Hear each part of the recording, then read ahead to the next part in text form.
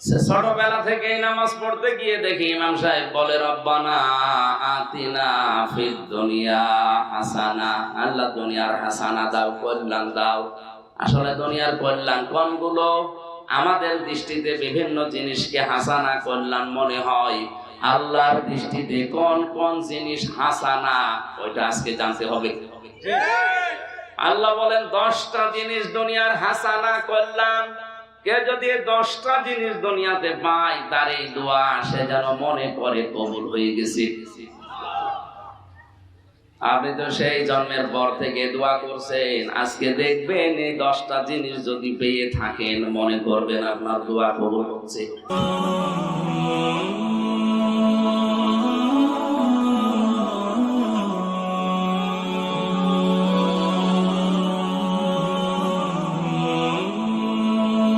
আল্লাহ পাক বলেন ওয়াইদিতা আযানা রাব্বুকুম লাইন শাকারতুম লাযিদান্নাকুম ওয়া লাইন কাফারতুম ইন্না আযাবি লাশাদীদ। সূরা ইব্রাহিম 13 নম্বর পারা 15 নম্বর পৃষ্ঠা 4 নম্বর লাইনের 2 নম্বর রুকু 7 নম্বর আয়াতে আছে। ফি জিলালিল কোরআন তাফসিরে পাবেন। আল্লাহ পাক বলেন আমি নিজেই যেন ঘোষণা করছি, একটি এলান শোনো। চেয়ারম্যান সাহেবের পক্ষ থেকে এলাকার মানুষকে নিয়ে কিছু জানাতে হলে পিয়াদা পাঠিয়ে দেয় যে ঘোষণা দিয়ে আসো আমার পক্ষ থেকে।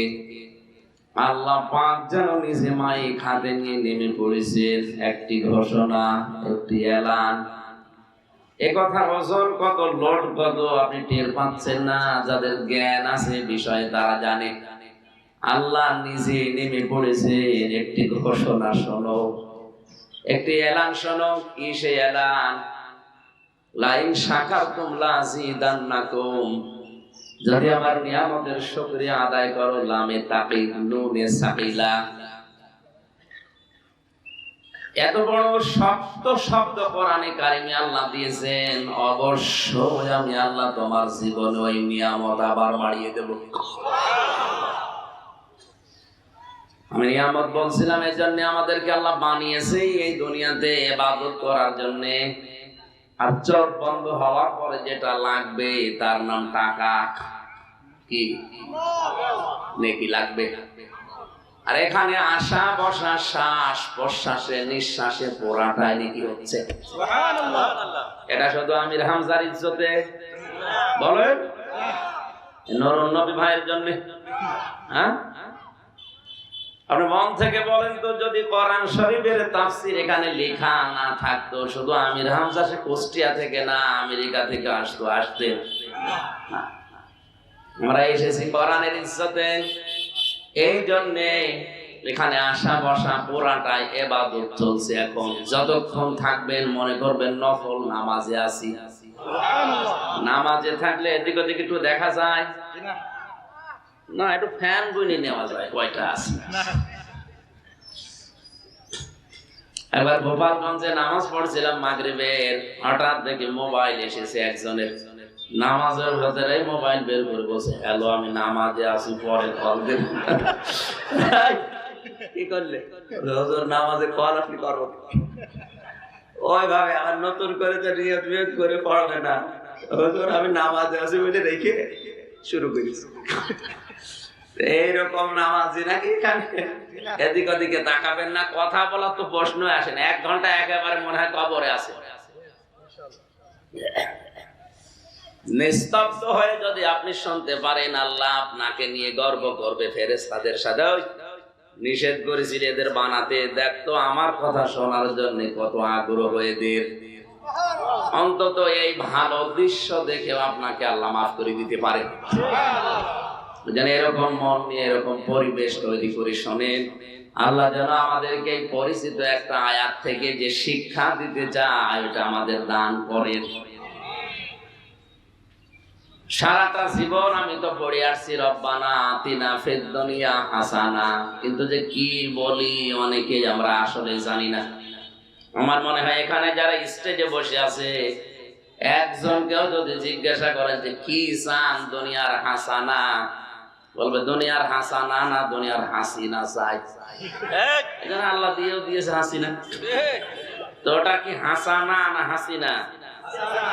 খালি জের দিলেই আমাদের প্রধানমন্ত্রীর নাম হয়ে যাচ্ছে। কি সুন্দর প্রধানমন্ত্রী পেয়েছি। হাসিনা মানে সুন্দরী, আর হাসানা মানে কল্যাণ, শব্দ প্রায় কাছাকাছি।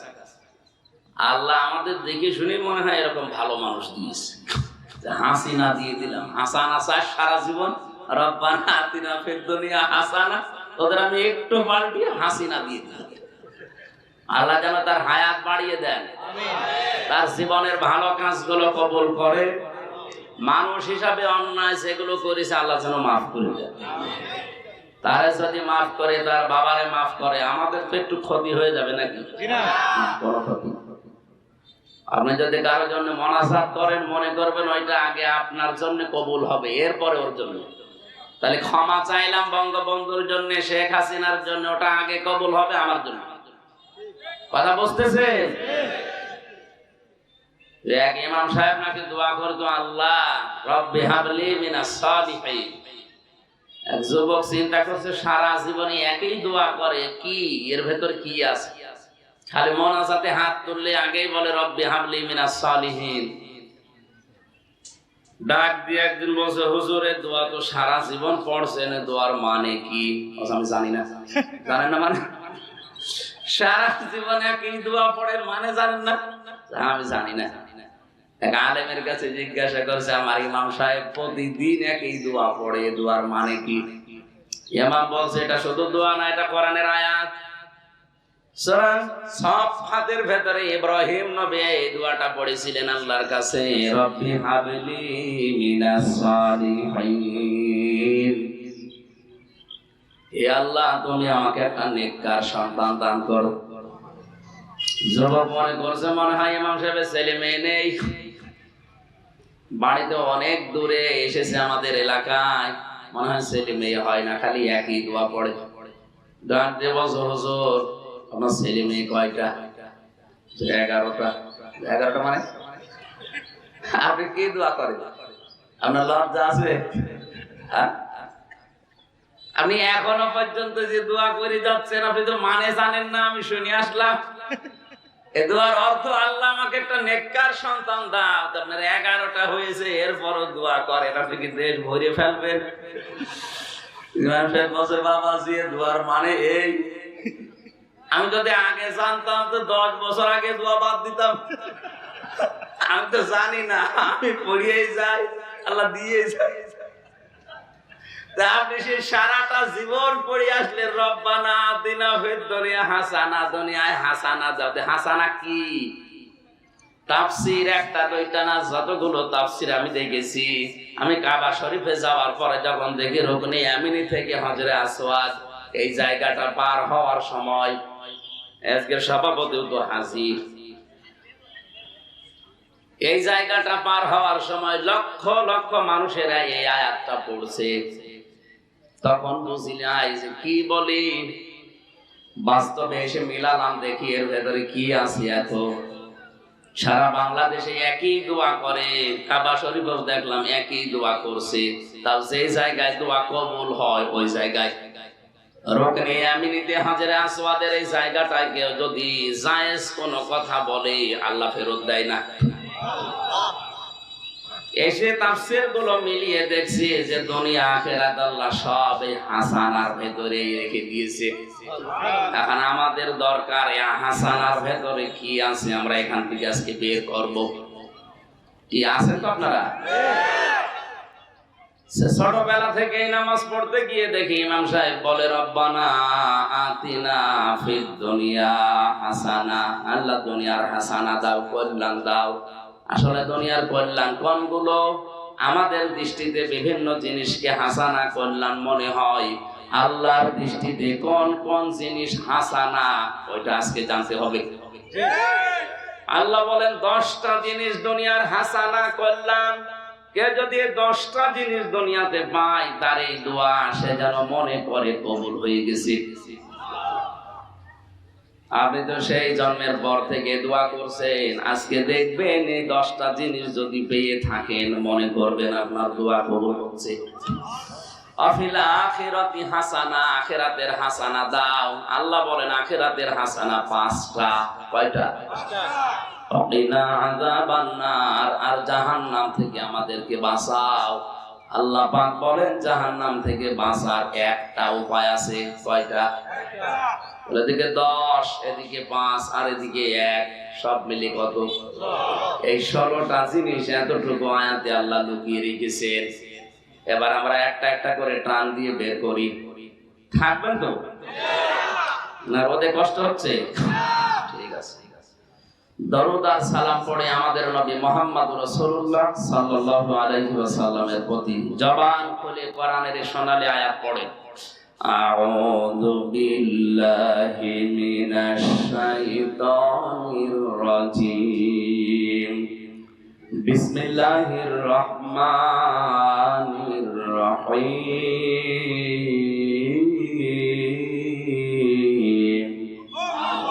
ওয়া মিনহুম মান ইয়াকুলু রাব্বানা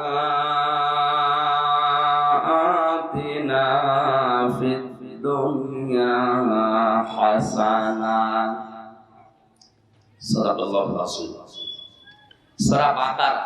কোন সূরা? বাকারা নামে আল্লাহ সূরা দিলেন। 286টা আয়াত আছে। আমরা 201 নাম্বার আয়াতটা পড়েছি। আপনি একটু ভাবেন তো, যে এক আয়াতে যদি এত কথা আল্লাহ দিয়ে থাকেন, পুরা কোরআন শরীফে কত কথা দুনিয়া আখিরাত মিলিয়ে আছে। কিয়ামত পর্যন্ত কেউ হায়াত পেলে এর ব্যাখ্যা শেষ করতে পারবে না, এত কথা আছে এর ভিতরে। তাই আমরা 1-1.5 ঘন্টা 2 ঘন্টায় আর কি যতটুকু পারা যায় সামারাইজ করে করে তাড়াতাড়ি শেষ করবো ইনশাআল্লাহ। বাকারা মানে আমরা জানি বকনা, গাভী, গরু। গরু মার্কা একটা সূরা আল্লাহ দিলেন এই কারণে, এর আগে যে সূরাটা আছে তার নাম সূরা ফাতিহা। ওর ভেতরে দুনিয়ার মানুষ আল্লাহর কাছে জানিয়েছে ইহদিনাস সিরাতাল মুস্তাকিম, হে আল্লাহ আমাদেরকে সহজ সরল স্থায়ী পথ দেখাও। কি পথ? সহজ সরল স্থায়ী পথ। আমি আজকে চলছি ভালো পথে, কালকে আবার বিপথে চলে যাব না, আমি এইটা চাই না। আমি যেন স্থায়ী সরল সরল সঠিক পথে থাকতে পারি, এরকম একটা পথ দাও। আল্লাহ বলেন দিলাম। কি দিলাম? গরু দিয়ে দিলাম। কি? আপনি চেয়েছেন ইহদিনাস সিরাতাল মুস্তাকিম, আর আল্লাহ দিয়েছে গরু। কারণ এর পরের সূরা কি? গরু না? একটা বারের জন্য চিন্তা করলেন না যে আমি চাইলাম কি আর আল্লাহ দিচ্ছে কি? আল্লাহ জানাতে চেয়েছেন পৃথিবীর গরু মার্কা চরিত্রের মানুষ যারা আছে, গরুর চরিত্র কি? এই খাবারে লাগিয়ে দেবেন, এইটা আপনার না এইটা আপনার, ও বুঝবে না, দুইটা মনে করবে আমার। কথা বল না কেন? গরুর মাথার ভেতরে কি ওইটা আছে যে এটা আমার মালিকের, এটা খায়, পাশেরটা ওটা আমার মালিকের না, ওটা দরকার নেই, এটা বুঝবে। দুনিয়ায় অনেক গরুর মার্কার চরিত্রের মানুষ আছে, নিজের সম্পদও নিজের মনে করে, অন্যেরটাও নিজের মনে করে। এ দেশে এখনো নেই। এগুলোর চরিত্র, গরুর চরিত্র। একটা মাসলা শোনেন, কারো জিনিস না বলে খাওয়া, না বলে নেওয়া, এর নাম চুরি। এর নাম কি? তাফসীর মাহফিলে কেন আসা লাগে আপনি তো টেরই পাচ্ছেন না। এমন এমন কিছু সূক্ষ্ম জিনিস আছে যেটা আপনি একজনের কাছে জিজ্ঞাসা করে পাবেন না, এটা এখন আল্লাহর পক্ষ থেকে আসবে ইনশাআল্লাহ। আমি তো দোয়া করে এখানে বসেছি, অবশ্যই আল্লাহ আমাকে দিয়ে কিছু কথা আপনাদের সামনে ডেলিভারি দেবে, আমি আশা করি।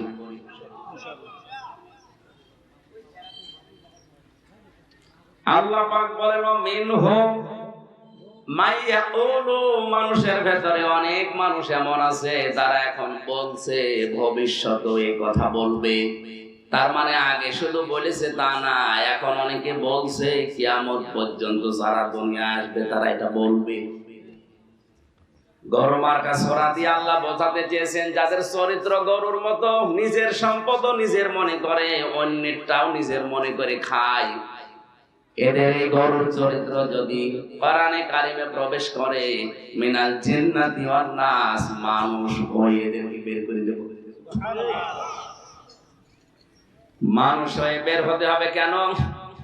আল্লাহ পাক মানুষ আর জিন বানিয়েছেন তার ইবাদতের জন্য, আর ইবাদত করলে মানুষ হয় বান্দা, আর বান্দাদের জন্য আল্লাহ বানিয়েছেন তার জান্নাত।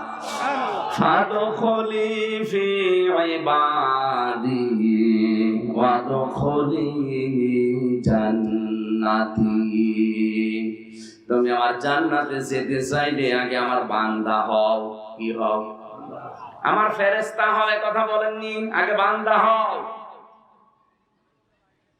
আল্লাহর বান্দা যদি কেউ হতে চায়, মানুষ যদি কেউ হতে চায়, আমাদের যে সমস্ত চরিত্রের গুণাগুণের ভেতরে সমস্যা আছে, এইগুলো নিয়ে আজ কোরআনে প্রবেশ করব। আমরা একটা আয়াতে প্রবেশ করছি যেন এখান থেকে আমরা মানুষের চরিত্র নিয়ে বের হয়ে আসতে পারি।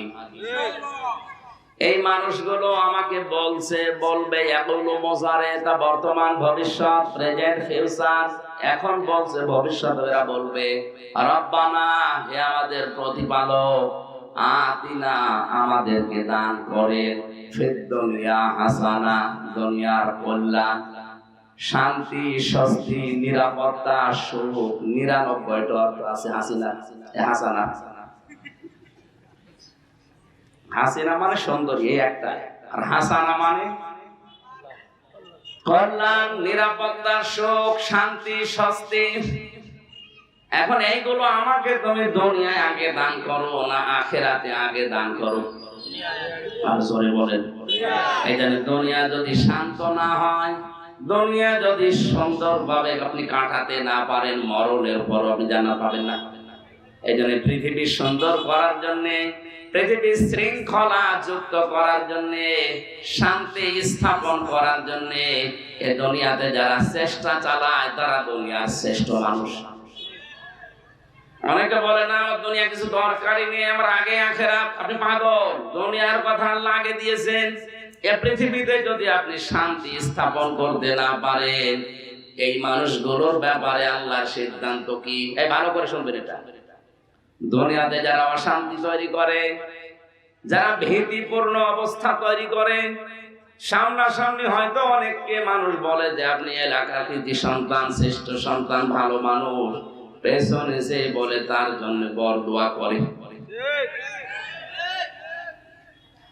আপনি ভীতি সৃষ্টি করে দিয়েছেন, অশান্তি তৈরি করেছেন, বিশৃঙ্খলা তৈরি করে দিয়েছেন। শান্ত হয়ে যাওয়ার পরে আপনার ব্যাপারে আল্লাহর সিদ্ধান্ত সূরা শূরা 25 নম্বর পারা 6 নম্বর পৃষ্ঠা 13 নম্বর লাইনের 42 নম্বর আয়াতের মাঝের অংশে আছে।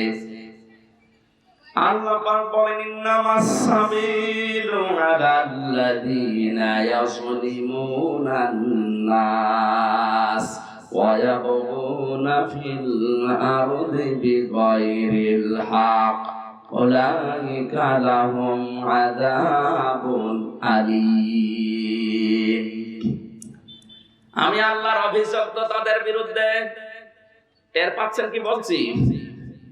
প্রধানমন্ত্রী আজ যদি ঘোষণা দেয় আমার অভিযোগ আছে এই দেশে একজনের বিরুদ্ধে, এই কথাটার গুরুত্ব নেই। আল্লাহ নিজে বলছেন আমার অভিযোগ ওই লোকটার বিরুদ্ধে। এ কথার অনেক ওজন। তামাম দুনিয়ার মালিক বলছে আমার অভিযোগ আছে ওই লোকটার বিরুদ্ধে। তাও কিয়ামতে আল্লাহ বলবে। কোটি কোটি মানুষ থাকবে বিচারের এই মাঠে, সবার সামনে যদি বলে হামজা দাঁড়া, আমার অভিযোগ আছে, তোর বিরুদ্ধে আমার মামলা আছে, আমার কেস আছে। এখানে দুই প্রকার মানুষের নাম আমরা পেয়েছি, ইয়াজলিমুনান নাস, যারা মানুষের উপরে জুলুম করছে, করবে।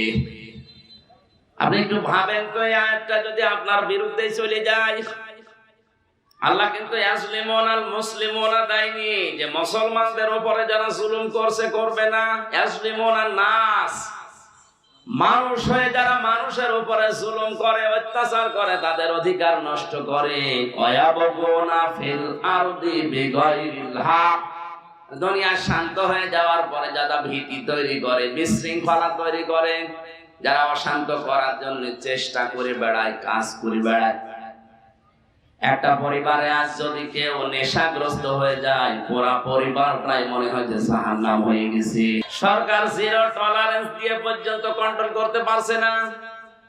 মাদকের বিরুদ্ধে জিরো টলারেন্স ঘোষণা করেছে, এরপরও একটা পরিবারে যখন দেখি মাদক সেবী, পুরা পরিবারটা, ভাই বোন, মা বাবা, স্ত্রী পর্যন্ত জাহান্নামে আছে। অশান্তি তৈরি করে ফেলে। এটা পরিবার গেল, সমাজে, রাষ্ট্রে, আসাদাবাসীর দ্বারা, মাস্তানের দ্বারা, বিভিন্ন মানুষের উপরে জুলুম করার দ্বারা হাজারো মানুষকে যারা ভীতিপূর্ণ অবস্থায় ফেলে দিয়েছে।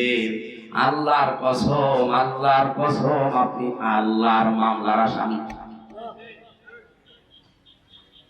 কসবাবাসী নিজের দিকে তাকিয়ে ভাবেন তো, আপনি আবার আল্লাহর মামলার আসামি না তো?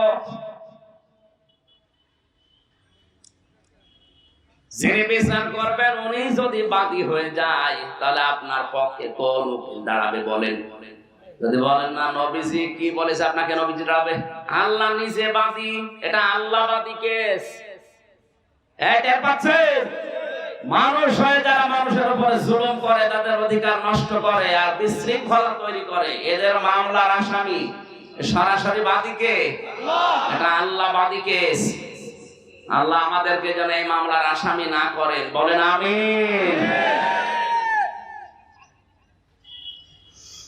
দুনিয়া আগে দরকার, এরপরে আখিরাতের কথা আল্লাহ দিয়েছেন। সিরিয়াল হিসাবে যদি বলতেন রব্বানা আতিনা ফিদ দুনিয়া, না রব্বানা আতিনা ফিল আখিরাতি হাসানা, আখিরাতে হাসানা দাও, তাহলে দুনিয়ার এই কথা আমি একটা, এই যে 10টা আছে একটাও বলতাম না। আল্লাহ আগে দুনিয়ার কথা দিয়েছেন, কারণ পৃথিবী শান্তিময় না হলে আপনি আখিরাত শান্তিময় করতে পারবেন না।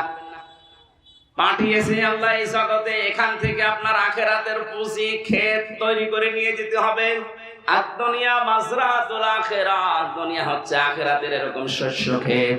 এখান থেকে ক্ষেত তৈরি করে বাড়িতে নিলে 6 মাস আপনি নিরাপদে থাকতে পারবেন। এটা যদি বিশ্বাস করে থাকেন, এই 50, 60, 70 বছরে যা করবেন 100 ভাগ বিশ্বাস করতে পারেন, এইটা দিয়ে আপনার আখিরাতের পুঁজি, আখিরাতের জীবন চলবে। যদি এখান থেকে একেবারে পোড়া ধান নিয়ে যান, 6 মাস যেমন নিরাপদে খেতে পারবেন না, এখান থেকে যদি অন্যায় অবিচার করে বিদায় নেন, মৃত্যুর পরে আপনাকে কিন্তু আল্লাহ শাস্তি দেওয়া শুরু করবে। এটা শুধু মুখে মুখে না, 100 ভাগ হবে। এখানে দুনিয়া আগে চাই আমরা। আল্লাহ দুনিয়া কি চাই? হাসানা চাই। কি চাই? আল্লাহ বলেন দুনিয়ার প্রথম হাসানা হচ্ছে কোরআনে কারীম পাওয়া। প্রশ্ন আসতে পারে, আমার কোরআন পেয়েছি, আমার ঘরে আছে, চলেন আমি দেখাবো। না, এটা কোরআন পাওয়া না। কোরআন যদি কেউ পায়, কথা বলে, তাহলে 4টা জিনিস তার ভেতরে পাওয়া যাবে। আমি বোঝাতে পারছি তো কথা? কেউ যদি বলে আমি কোরআন পেয়েছি, কয়টা জিনিস পাবে? বলেন বলেন। এটার দলিল পাবেন সূরা বাকারা 1 নাম্বার পারা 18 নাম্বার পৃষ্ঠা 4 নাম্বার লাইনের 121 নাম্বার আয়াতের প্রথম অংশে আছে, আল্লাযীনা আতাইনাহুমুল কিতাবা ইয়াতলুনাহু হাক্কা তিলাওয়াতি। আল্লাহ পাক বলেন আমি যাদেরকে কোরআন দিয়েছি, কিতাব দিয়েছি, তারা এর হক আদায় করে তেলাওয়াত করে। ডাক্তার জাকির নায়েক, এই লোকটার 13 খণ্ড লেকচার আছে, আমি পড়েছি যতটুকু সামারাইজ করে একটা বিষয় আমারে মাথায় ঢুকেছে। ইয়াতলুনাহু হাক্কা তিলাওয়াতির ব্যাখ্যা তিনি এভাবে করেছেন, কেউ যদি কোনো বিষয় পড়তে চায়, পড়ার একটা হক আছে। পড়ার একটা, আপনি পড়লে হবে না, কোনো বিষয় পড়লে তার হক, তার শর্ত 4টা বিষয় সামনে রেখে পড়া লাগে। 1 নম্বরে যে কোনো বিষয় কেউ যদি পড়ে, তাহলে এটা শুদ্ধ করে পড়তে হয়। এটা মানেন তো? অশুদ্ধ পড়লে অর্থ পাল্টিয়ে যেতে পারে। বলেন, 2 নম্বরে এটা শুধু পড়লেই হবে না, যে লাইন পড়ছেন ওই লাইন আপনাকে বোঝা লাগবে। আমি ভার্সিটিতে থাকাকালীন ওই সময় একটা ছেলেকে পড়াতাম কুষ্টিয়াতে। পরে আমি পড়ালাম যে আমাদের ছোট নদী চলে বাঁকে বাঁকে। আমার বলছে স্যার, এই যে আমাদের আকার দয়কার র, আমাদের লিখতে 4টা অক্ষর লাগে, কোন কারণে? 3টা অক্ষর হলে হবে না। আমি নিজেও জানি না। আমি ওই সময় চিন্তা করেছিলাম কতটুকু মানুষ একটা লাইন পড়ার প্রথম শব্দটাই বুঝতে চায় যে আমাদের লিখতে কেন 4টা অক্ষর লাগে, 3টা অক্ষরে হবে না কেন? এইটা আগে আপনাকে বোঝান, তারপরে সামনের শব্দে যাব। অথচ এখানে হাজারো মুসলমান কোরআন শরীফ অনেকে পড়ে, কিন্তু আলহামদুলিল্লাহি রাব্বিল আলামিন মানে কি 50 বছর যায় না। কোরআন নাজিলের মাস সামনে মাত্র আর 2 দিন আছে। এই 2 দিন পরে যে মাস আসছে, এই মাসে আল্লাহ কোরআন দিয়েছেন। আপনি আজকের এই মাহফিলে সিদ্ধান্ত নিয়ে যাবেন, কোরআনে পড়া, রমজানে শুদ্ধ করে পড়া এবং বোঝা ছাড়া আমার কোনো কাজ নেই। যত গুরুত্বপূর্ণ কাজ থাক, প্রতিদিন রমজানে আমি 1-1.5 ঘন্টা করে সময় বের করে এর পেছনে লাগাবো, যেন একটা মাসে কোরআন শুদ্ধ করে পড়ে আমি কিছু বুঝতে পারি। এই সিদ্ধান্ত নেওয়া যাবে না? বলেন বলেন। শুধু পড়লে বুঝলেই হবে না, এটা আবার মানা লাগবে। নরুন নবী ভাই বলছিলেন আপনি ওয়াজ শুনে বাড়ি চলে যাবেন প্যান্ডেলের নিচ থেকে, না এখান থেকে কিছু নিয়ে যান। সুতরাং যতটুকু শুনবেন, যা জ্ঞান অর্জন হবে, এই জ্ঞানের উপরে আপনাকে আবার কাজ করা লাগবে। কিয়ামতে যে 5টা প্রশ্ন মানুষকে আল্লাহ করবে তার সামনে দাঁড়িয়ে, মনে করবেন আপনি আল্লাহর সামনে দাঁড়িয়ে আছেন। 5টা প্রশ্ন জিজ্ঞাসা করছে আপনাকে ডাক দিয়ে, এই নরুন নবী বল তোর জীবনটা কি করে কাটালি? 2 নম্বরে তোর যৌবন কাল কি করে কাটালি? 3 নম্বরে সম্পদ কি করে উপায় করলি? 4 নম্বরে কি করে সম্পদ গুলো কোথায় কোথায় ব্যয় করলি? 5 নম্বরে যতটুকু তোর জ্ঞান ছিল তার কতটুকু আমল ছিল বল। এই 5টার সঠিক জবাব যদি কেউ দিতে না পারে, নবীজি বলেন লা তাসারু কাদামা বানি আদামা হাত্তি ইয়াউমাল কিয়ামাতি হাত্তা ইসআলা আন খামসিন। এই 5টার সঠিক জবাব দেওয়া ছাড়া কেউ সামনেও যাবে না, পেছনেও যাবে না, জায়গায় দাঁড়িয়ে থাকবে। আপনি নিজের দিকে এখন তাকিয়ে বলেন তো, 5টা প্রশ্নের উত্তর জোগাড় আছে আপনার? সারা জীবন না। এখন যদি বলে নরুন নবী 2024 সালের ফেব্রুয়ারি মাসের 29 তারিখ পর্যন্ত মাফ করে দিলাম, শুধু মার্চ মাসের 1 থেকে 9, এই 9 দিনের হিসাব দিয়ে তুই জান্নাতে চলে যা, পারবে উনি? উনি একা কেন? এখানে কেউ পারার কথা না, নাকি আপনারা পারবেন? আপনি হিসাব বোঝেন। দুদুকে ধরলে আপনার গলা শুকিয়ে যায়। মহান আল্লাহ নিজের সামনে আমাদের কোনো সাক্ষীও লাগবে না। এদেশের বিচারক যারা, তারা বিচার করে সাক্ষী ছাড়া রায় দিতে পারে না। আর আল্লাহর বিচারে আল্লাহর কোনো সাক্ষী লাগবে না, আপনার নিজের শরীরই আপনার বিরুদ্ধে কথা বলবে। এই জন্য সাবধানে। 5টা প্রশ্নের 5 নম্বরে যতটুকু আপনি জানতেন ততটুকু মানতেন কিনা এটা আগে আমাকে বলেন, তারপরে আপনি সামনে থেকে যান। হযরত তালহা ইবনে জুবাইর তিনি বলেন, এই হাদিসের 5 নাম্বারটা সব সময় আমাকে চিন্তায় ফেলে দিত, আমি যতটুকু জানি ততটুকু মানি কিনা। আর আমার তো মনে হয় বাংলাদেশের মানুষ এই হাদিসের এই 5 নাম্বার পয়েন্টে ধরা খাবে বেশি। কে জানে না সুদ খাওয়া নিষেধ? কে জানে না ঘুষ খাওয়া নিষেধ? এই কথা বলে না কেন? কে জানে না বেপরদায় চলা নিষেধ? এটা আবার ওয়াজ করা লাগে নাকি? এই জ্ঞান আপনার নেই। এটা জানার পরও আজ যারা বেপরদায় চলেন, নিজের মেয়েকে বেপরদায় চালান, কি জবাব দেবেন এই জ্ঞানটার উপরে? নিজের মেয়ে নিজের বউ যদি সুন্দরী হয় দিশায় পায়না করবে কি আরো সুন্দর করে সাজায়, বিউটি পার্লারে সুন্দর করে সাজিয়ে মানুষকে দেখায় যে জিনিস আমার আছে।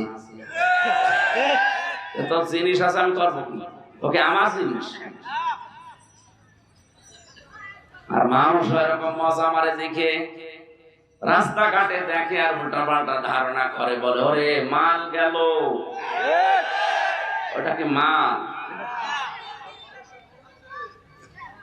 আপনার স্ত্রীর পেট দেখে, পিঠ দেখে, বুক দেখে কেউ যদি বলে মাল গেল, আল্লাহর কসম ওই পেটে আর কোনদিন আল্লাহ ভালো মাল দেবে না। যদি দেয় পরিমণির মতো বাঁচবেন আপনি।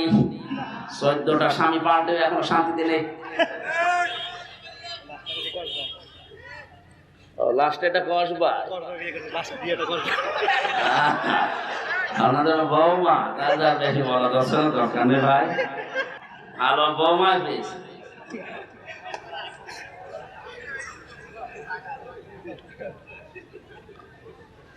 যে সমস্ত মেয়েরা বেপরদায় চলে শুধু নিজেই গোনা করে তা না, কত মানুষকে কবিরা গোনায় লিপ্ত করাচ্ছে।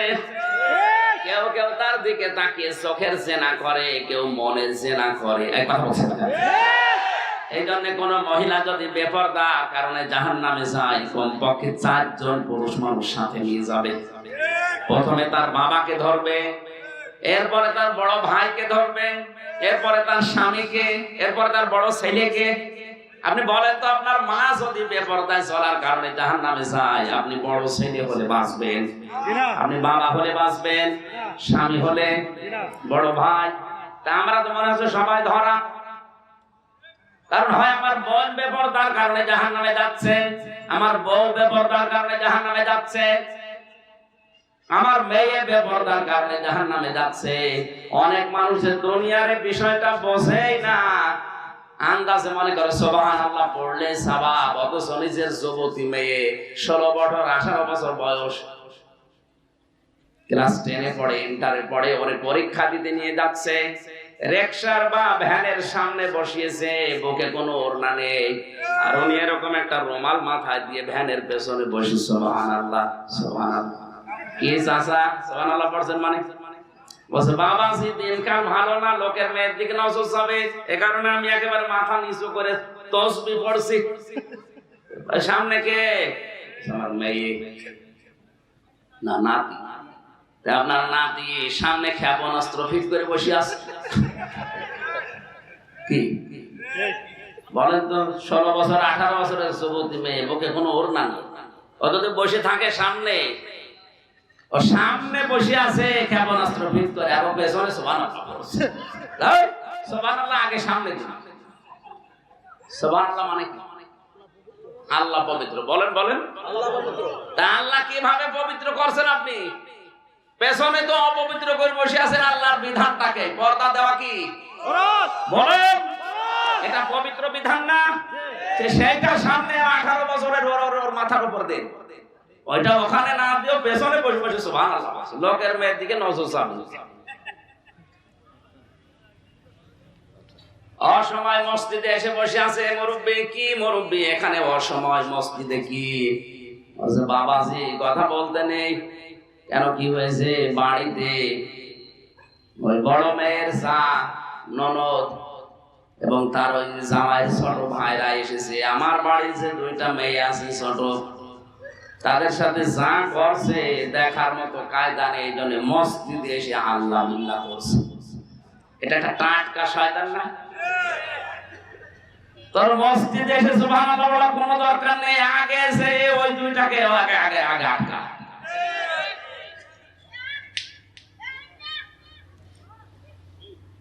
বিয়েবাড়িয়াবাসী খুব ভালো করে নজর করেন। আপনি দুনিয়ায় কল্যাণ চান, অথচ কোরআনে কারিম পড়তে পারেন না, শুদ্ধ করে বুঝতেও পারেন না, এর উপরে আমল তো নেই। 4 নাম্বারটা আরো কঠিন। শুধু আমল করলে হবে না, ওটা মানুষ যেন আমল করে সেই ব্যবস্থা করা লাগবে। এই ব্যবস্থা করা লাগবে। এটা কি এখন সহজ না কঠিন? বড় কঠিন হয়ে দাঁড়িয়েছে। আপনি নিজে পড়বেন, পড়েন, নিজে বুঝবেন, বোঝেন। নিজে আমল করবেন, কম বেশি করেন, কিন্তু এটা আমি মানুষকে মানাবো এ কথা বলতে গেলে এখন সমস্যা। আর এই পরিবেশ তৈরি করতে গেলে কত অপবাদ আমাদের নামে দেওয়া হচ্ছে। আরে ভাই, আমি উলাইকা ইউমিনুনা বি, আল্লাহ বলেন এরাই আমার কোরআনে বিশ্বাস করে আর এরাই দুনিয়ার হাসানা পেয়েছে। যারা আমার কোরআন বোঝে, কোরআন পড়ে, কোরআন আমল করে আর মানুষকে আমল করানোর জন্য পরিবেশ তৈরি করে দেয়। এই কারণেই তো রিস্ক নিয়ে কাজগুলো করা হচ্ছে, যে আমি শুধু নিজে জান্নাতে যাব না, আপনাকেও নিয়ে যাব, আপনাকে আমি পরিবেশ তৈরি করে দেই। এমন একটা সমাজ, এমন একটা দেশ আমি বানাতে চাই যে সমাজে, যে দেশে ঘুষ থাকবে না, বলেন, যেখানে জেনা থাকবে না, ব্যভিচার থাকবে না, বাড়ি বানাতে গেলে চাঁদা দেওয়া লাগবে না। এই সেলাই শুরু হয়নি। এখানে আমাদের উচিত হচ্ছে রব্বানা আতিনা ফিদ দুনিয়া হাসানা বলে শেষ করে না দেওয়া। আমি আসলে পেলাম কিনা কোরআনের এই চারটা, সারা জীবন তো দোয়া করে আসলেন আল্লাহ দুনিয়ার হাসানা দাও, আল্লাহ বলেন এটা 1 নাম্বার হাসানা, তুই এটা পেয়েছিস। যদি বলেন না, তার আপনার দোয়া সফল অর্থে গেছে। কথা বলেন না কেন? আপনার দোয়া তো মাথার উপরে উঠছে না। 2 নম্বরে দুনিয়ার হাসানা, কোরআনের হেদায়েত পাওয়া। শুধু কোরআন পেলেই হবে না, কোরআন থেকে হেদায়েত নেওয়ার মতো মন থাকা লাগবে। এই যে নরসিংদীর গিরিশচন্দ্র সেন, এ বেটা হিন্দু, কোরআন পড়েছে, বুঝেছে, লিখেছে, কিন্তু কোরআনে কারিম থেকে হেদায়েত পায়নি। আমরা অনেকে কোরআন পড়ছি, বুঝছি, লিখছি, কিন্তু কোরআনে কারিম থেকে হেদায়েত অনেক আলেম পর্যন্ত পাচ্ছে না। আমি কি কথা বোঝাতে পেরেছি?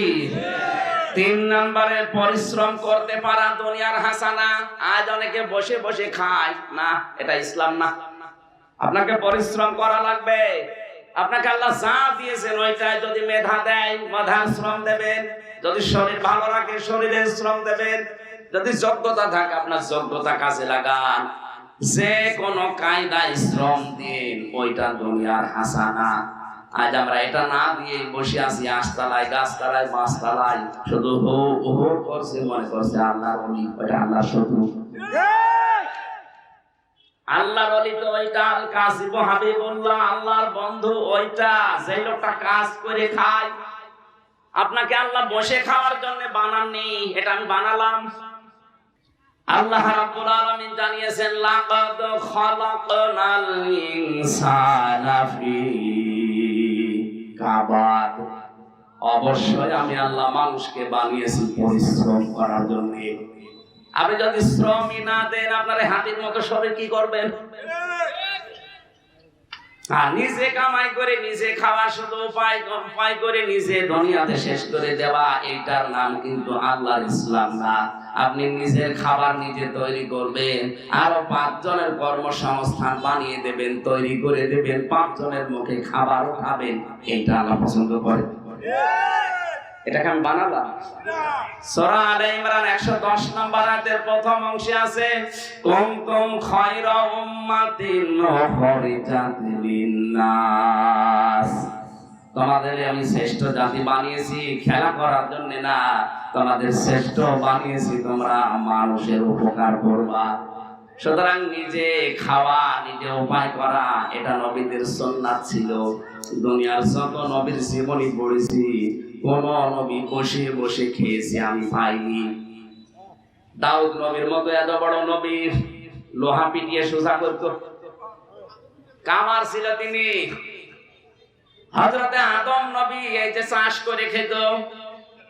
আমাদের নবী মুহাম্মদ রাসূলুল্লাহ শ্রেষ্ঠ মানুষ দুনিয়ায়, তিনিও বসে খাননি, তিনি ছোটবেলা থেকে চাচার সাথে ব্যবসা করে খেয়েছেন।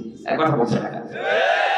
এটাতে দুনিয়ার কাজ হিসাবে যদি আপনি বলেন যে দুনিয়ার কাজ আমি এর ভেতরে নেই, যে নবীজি কি কোন কারণে ব্যবসা করলো?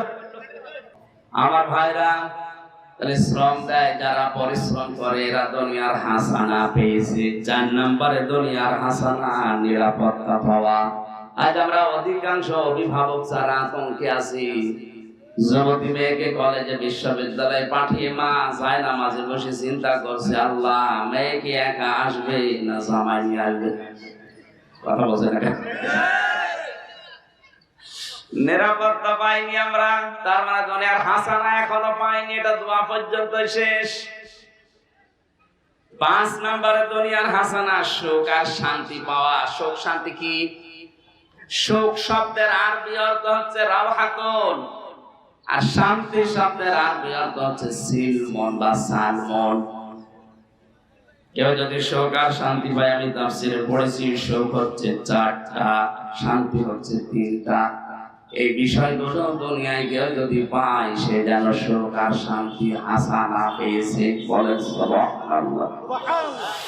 6 নম্বরে সুস্থতা পাওয়া। আমি যে সুস্থ আছি, এটা দুনিয়ার হাসানা। কারা কারা সুস্থ আছেন আপনি ভাবেন।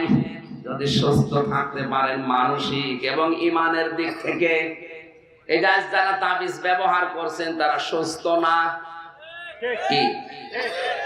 এরা ইমানের দিক থেকে অসুস্থ। কারণ নবীজি জানিয়েছেন যারা তাবিজ ঝোলায় এরা শিরিক করে।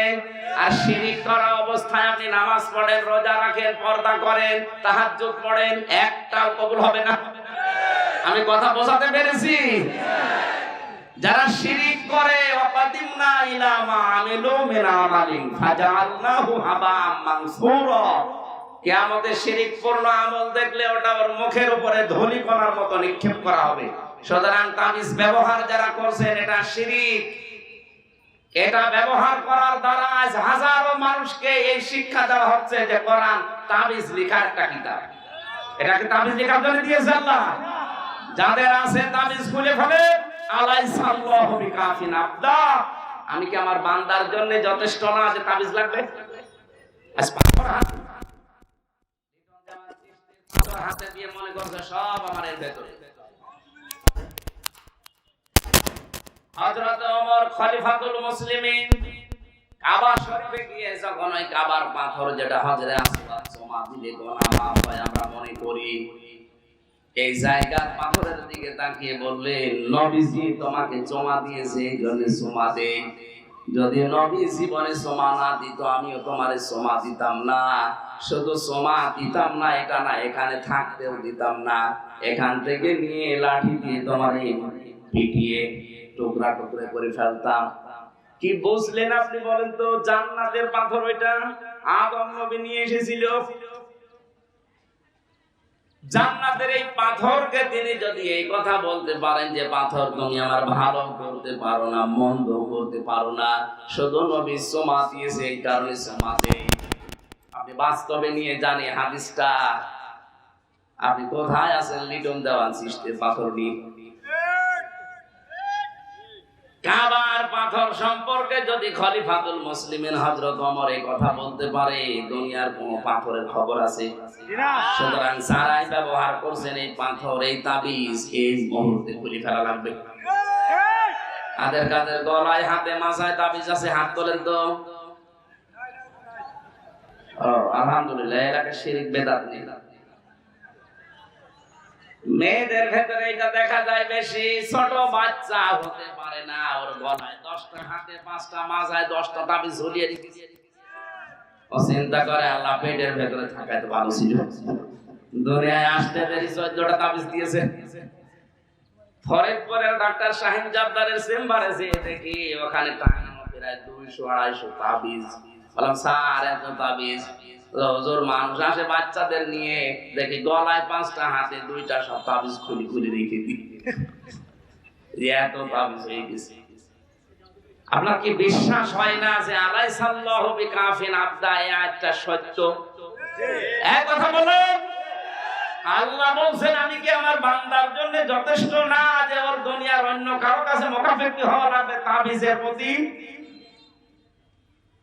সুতরাং এই মানসিক দিক থেকে, ইমানের দিক থেকে যারা অসুস্থ আছে, সুস্থতা এটা দুনিয়ার নিয়ামত, এটা হচ্ছে আল্লাহর হাসানা দুনিয়ার জন্য। আপনি যে রব্বানা আতিনা ফিদ দুনিয়া হাসানা দোয়া করলেন, আপনি সুস্থ আছেন ইমানের দিক থেকে, আপনি তো অসুস্থ। তাবিজের উপরে কোনো ভরসা করা যাবে না, ভরসা থাকবে আল্লাহর উপরে। কোনো দরকার নেই তাবিজ নেওয়া, আজকে ঘুরে ফেলবেন মেয়েদের বলি। 7 নম্বরে দুনিয়ার হাসানা কোরআনের সমাজ পাওয়া আমরা পেয়েছি। 500 আয়াত থাকা লাগে কোরআনের সমাজে, এই সমাজ একটা আয়াত নেই।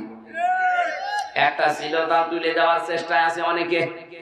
ইউসিকুমুল্লাহু ফি আওলাদিকুম লিযাকারি মিসলু হাজ্জিল উনসায়াইন। আল্লাহর নির্দেশ, এক ছেলে যা সম্পদ পাবে, 2 মেয়ে তাই পাবে। অনেক নাস্তিক আর মুরতাদ এইটার পিছনে লেগেছে।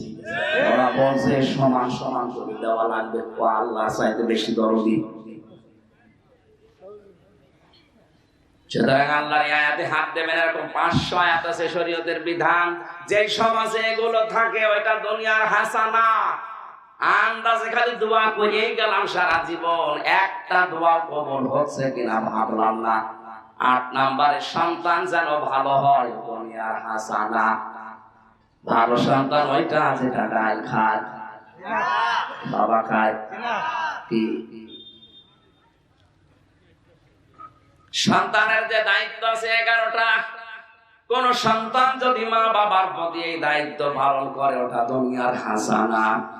কয়েকদিন আগে চলছে 4 ভাই 2 বোন 6 ভাই বোন মিলে বাবার সম্পদ নিজেদের নামে লিখে বাবাকে রাস্তায় ছেড়ে দেবে, এই সিদ্ধান্ত নিয়েছে। এগুলো সন্তান না। নাউজুবিল্লাহ বললেন মানে আপনাকে নাউজুবিল্লাহ বলতে বলছে কোন কাজে? ওর বাবাকে ছেড়ে দেবে না, করবে কি? আল্লাহর পরে যে বাবার স্থান, ওই 6 ছেলে মেয়ে জানেই না। ও বাবারও দোষ আছে এই সন্তানদেরকে, যে আল্লাহর পরে তাদের স্থান ছিল মা আর বাবা। ও সন্তানগুলো জানে, যদি জানতো নিজে না খেয়ে থাকতো বাবা রাস্তাকে বের করে দিত না। ও জানে না যে কি জিনিস। ও পড়িয়েছে ওই লাইনে, ওরা হয়েছে ওই লাইনে। ওরা যদি কোরআনের শিক্ষাটা প্রথমে দিয়ে দিত, আল্লাহর কসম কোন কোরআন জানা মানুষ তার মা বাবাকে বৃদ্ধাশ্রমে রেখে আসে না, নিজে না খেয়ে থাকলেও মা বাবাকে রেখে আসে না। আজকে আসার সময় যে মাহফুজ ভাই আসছিল, আপনাদের এলাকার পুলিশ ইন্সপেক্টর, উনি আসার সময় বলছিল আমার এই ছেলেটা পড়া কোরআন মাত্র মনে হয় 4-5 বছর বয়স, পড়া কোরআন শরীফ একবার অলরেডি শেষ করে ফেলেছে। আর আমি আহ্বান জানাবো, ভাই আপনার ছেলেটাকে পড়া কোরআন শরীফ আরবিতে না বাংলায় কয়েকবার শেষ করান। ও দুনিয়ায় যত বড় জায়গায় যাবে না কেন, অন্তত দুর্নীতি করবে না। আমার এই চোখে দেখা যারা কোরআনে কারীম বুঝেছে পড়েছে, ওরা দুনিয়ার যত বড় জায়গায় যাক না কেন, ওদের সামনে যদি তামাম দুনিয়া আপনি নিয়ে এসে দেন, পা দিয়ে লাথি মারবে। ওই যে শাহিন জর্দার ডাক্তারের নাম বললাম, ফরিদপুরে, কোরআনে কারীম ভেতরে আছে কত বিভিন্ন এই ঔষধের কোম্পানি আছে, কত কিছু তার কাছে দিতে চাই, সব লাথি দিয়ে দূরে সরিয়ে না, যেটা সঠিক আমি ওই ঔষধ লিখবো। হাজার হাজার রোগী তার কাছে ঠেলে নড়াতে পারছে না। ছোটবেলায় কোরআনে কারীম ভেতরে দিয়েছিল। ছেলে মেয়েকে যদি সত্যি দুনিয়ার হাসানা বানাতে চান, ওকে কোরআন শিক্ষা। এরপরে আপনি ইঞ্জিনিয়ার বানাবেন, ডাক্তার বানাবেন, পুলিশ ইন্সপেক্টর বানাবেন, ডিসি বানাবেন, কোনো অসুবিধা নেই, এটা দুনিয়ার হাসানা। আপনার ছেলে এসপি হয়ে পড়ায় ব্রাহ্মণবাড়িয়া জেলা যদি কন্ট্রোল করতে পারে, আল্লাহর কসম এসপি বানাতে হলে যদি 50 লাখ টাকা খরচ হয়, 50 লাখ আল্লাহর রাস্তায় দান করা সওয়াব পাবে। দুনিয়ার হাসানায় বুঝি না, আন্দাজে খালি দোয়া করে যায়। আর ছেলেরা হুজুর বানিয়ে রেখেছে, ও হুজুর দিয়ে কি হবে? আমাদের হাতে আজ একটা এসপি নেই, ডিসি নেই, ডিওনো নেই, ওসি নেই, ভালো একটা অফিসার নেই, একটা ইঞ্জিনিয়ার নেই, একটা বিশ্ববিদ্যালয়ের স্যার আমাদের তৈরি করা নেই। আজ ভার্সিটির স্যার গুলো যদি ডক্টর ফয়জুল হকের মতো হয়তো, সিলেট ভার্সিটির, কুমিল্লা বিশ্ববিদ্যালয়ের ডক্টর মুয়াজ্জুদ্দিনের মতো হয়তো, ঢাকা বিশ্ববিদ্যালয়ের ডক্টর মতিউর রহমানের মতো হয়তো, এইরকম স্যার আমরা উপহার দিতে পারলে এই স্টুডেন্ট গুলো হযরত ওমরের মতো বের হবে। আর এমন স্যার উপহার দিচ্ছে, ও নিজে আল্লাহর বিশ্বাস করে না, যাদের তৈরি করে দিচ্ছে ওগুলো আরেক নাস্তিক। ও বড় হয়ে চেয়ারে বসবে, চেয়ারটাই নষ্ট করবে। এক কথা বলে না কেন? সুতরাং দুনিয়ার হাসানা তৈরি করতে হলে সন্তানকে কোরআন শিক্ষা দেওয়ার দরকার। 9 নম্বরে দুনিয়ার হাসানা হচ্ছে ধৈর্য ধরতে পারা। ধৈর্য কি খালি সারা জীবন শুনেছেন, ধৈর্য কি কত প্রকার, এটা কেমন করে ধরা লাগে। যদি বিপদ না আসে, নবীজি ধরেছিলেন 3টা বছর এক ঘরের ভেতরে, এক পাহাড়ের ভেতরে। কথা বলেন না কেন? ধৈর্য আমিও টের পেয়েছি 3 বছরে। এক ঘরের ভেতরে থেকে 3টা বছরে বুঝতে পেরে ধৈর্য কারে বলে, কি করে ধরা লাগে। যত উসবিস করেন কোনো কায়দা নেই। 10 নম্বরে দুনিয়ার হাসানা, স্ত্রী যেন ভালো হয়। ভালো স্ত্রী ওইটা যে সকাল বিকাল স্টার জলসা দেখে না। এখানে যারাই বসে আছে 100 জনের 90 জনের বউ ভারতের সিরিয়ালের পাগল। সম্মানিত মা বোন যারা এসেছেন, এই মুহূর্তে আজকে সিদ্ধান্ত নেওয়া লাগবে। যদিও রমজান মাসে শয়তান কিন্তু কালকের দিন পরে ছুটি নিয়ে যাবে, 1 মাস আমি আর নেই, এই দায়িত্ব দিয়ে যাবে।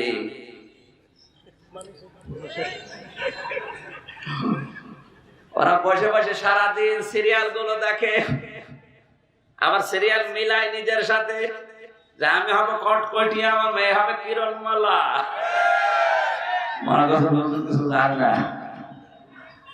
নিজের চরিত্রের সাথে মিলাচ্ছেন, আপনারও মেয়ে ধর্ষিত হবে না, হবে কি? শয়তান কিন্তু রমজান মাসে বাধা থাকবে, আসলেও বাধা থাকবে। এই কাজ তাদের উপরে দিয়ে যাচ্ছে শয়তান। তারা যদি কন্ট্রোল না হয়, রমজান মাসে শয়তান বাধা থেকে লাভ আছে, ওর চেলাবেলা তো ছড়া আছে। ভারতের সিরিয়ালের ভেতরে কোনো কিছু পাবেন না, পাবেন খালি ঘর ভাঙা। এবারে স্বামীর মনে দুঃখ দেওয়া লাগে। অথচ নবীজি নিজে মেরাজের রাত্রে দেখলেন অধিকাংশ মেয়েকে আল্লাহ জাহান্নামে দিয়েছে। মেয়েরা প্রশ্ন করছে কোন কারণে? নবীজি বললেন এরা কুফরি করে। কুফরি কার সাথে? স্বামীর সাথে। সারা জীবন সব কিছু দেয়, একদিন একটা সাবান কম হয়ে গেলে উল্টা পাল্টা খোটা দেয়। এরকম মহিলা নেই? সম্মানিত মা বোন যদি থাকেন, এরকম কথা যদি বলেন, ওই দিন থেকে আপনার পেছনের আমল সব শেষ। সারাটা জীবনে লোকটা মাথার ঘাম পায়ে ফেলে আপনাকে খুশি রাখার জন্য চেষ্টা করছে, একটা শাড়ি কম হয়ে গেল আর আপনি এক কথায় বলে দিলেন যে তোর বাড়িতে এসে কিছু পেলাম না, আপনার সব শেষ। নামাজ রোজা পর্দা মর্দা সব শেষ।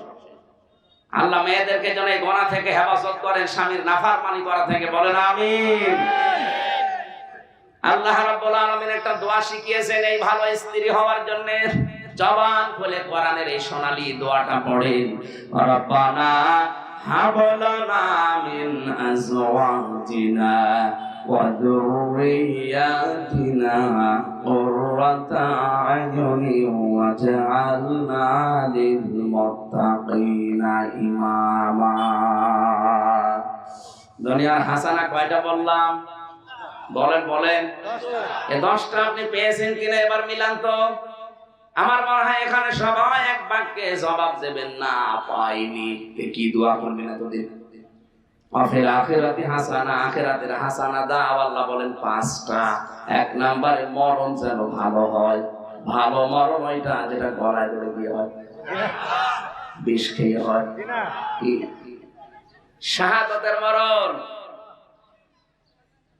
শাহাদাতের মরণ আল্লাহর কাছে সবচাইতে ভালো মরণ, উত্তম মরণ। এক একটা শব্দে লক্ষ লক্ষ কথা লুকিয়ে আছে। আমার যেহেতু একটা অনুষ্ঠান আছে ঢাকাতে, আমি তাড়াতাড়ি করছি আমার করার জন্য। 2 নম্বরে কবর যেন ভালো হয়। ভালো কবর ওইটা যেটা পাকা করা হয়। এখানে কত হাসি বসে আছে, জিজ্ঞাসা করেন তো হযরত ওসমানের মতো মানুষ শুয়ে আছে, একটা পাথর দেওয়া শুধু। আরে দেশে গরু ছাগল মরে যায়, কবর 3 তলা হয়। কোন কারণে আপনি মাজার বানিয়েছেন? ভেঙে গুড়িয়ে দেবেন।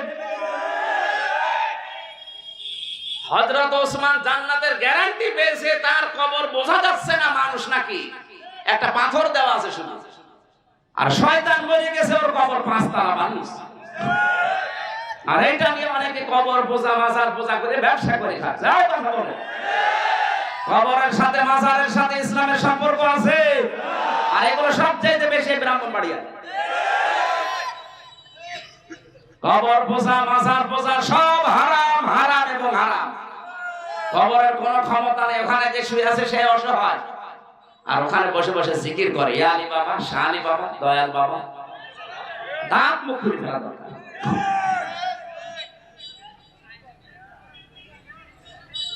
আমি নবীজির কবরের পাশে দাঁড়িয়ে শুধু এভাবে হাত তুলে মোনাজাত করছিলাম আল্লাহর কাছে, আর পুলিশ আমার হাতের উপরে বাড়ি দিয়ে বসে, কি চান?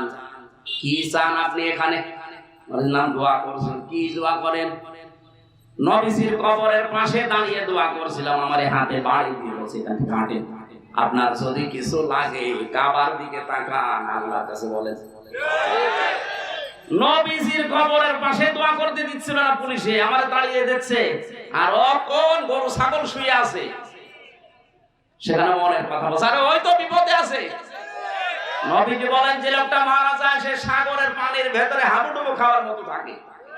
দুনিয়ায় কেউ কিছু পাঠালে সে পায়, আর ও আছে ওর ধান না। ভাই কবর যেন ভালো হয়, এটা আখিরাতের হাসানা। আমাদের কবরগুলো আজ ভালো হচ্ছে না। আমরা মনে করি কবর পাকা করতে পারলেই ভালো। কে বলেছে নিচে যদি আল্লাহ আগুন লাগিয়ে দেয়? 3 নম্বরে হাসর যেন ভালো হয়। এখন ভালো হাসর হওয়ার জন্য 5 প্রকার মানুষ লাগবে। সামারাইজ করে করে বলতে গেলে তো এখনো কতগুলো পয়েন্ট আছে। ভালো হাসর হওয়ার জন্য কিয়ামতের ওই কঠিন ময়দানে মহান আল্লাহ যে বিচার ব্যবস্থা সাজাবে, সর্বপ্রথম আল্লাহ আপনাকে একা একা ডেকে জিজ্ঞাসা করবে, আই ওয়া কুল্লুহুম আতিহি ইয়াউমাল কিয়ামাতি ফারদা। সূরা মারইয়াম 16 নম্বর পারার 10 নম্বর পৃষ্ঠা 15 নম্বর লাইনের শেষ নম্বর উপর 95 নম্বর আয়াত।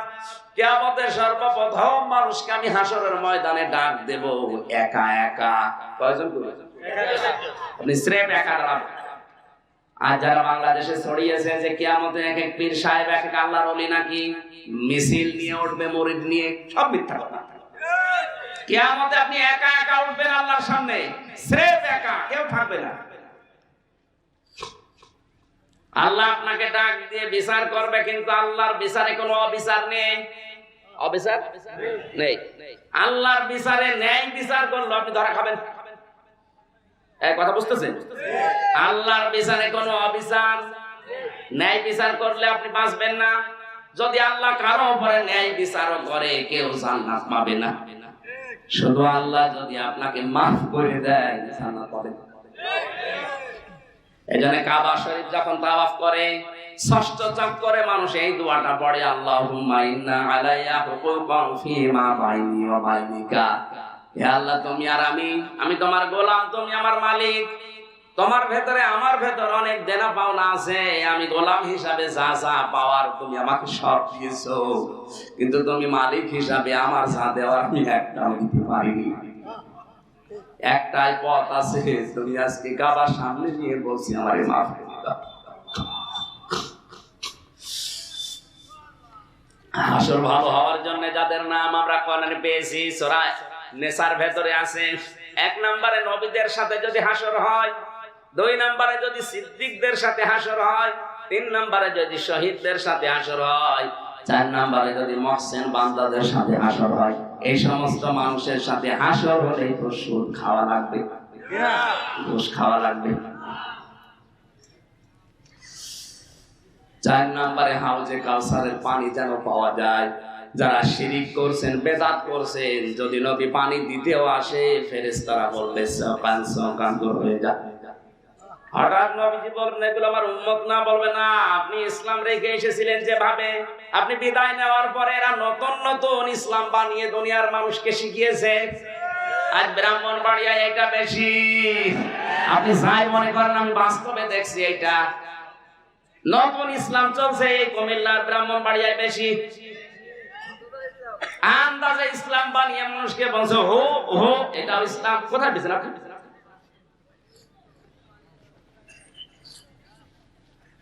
আমি নাম নাই নিলাম। কত মানুষ এই 2 জেলাতে আলেমের নাম নিয়ে শিরিক আর বেদাত করিয়ে মানুষকে জাহান্নামে নিয়ে যাচ্ছে।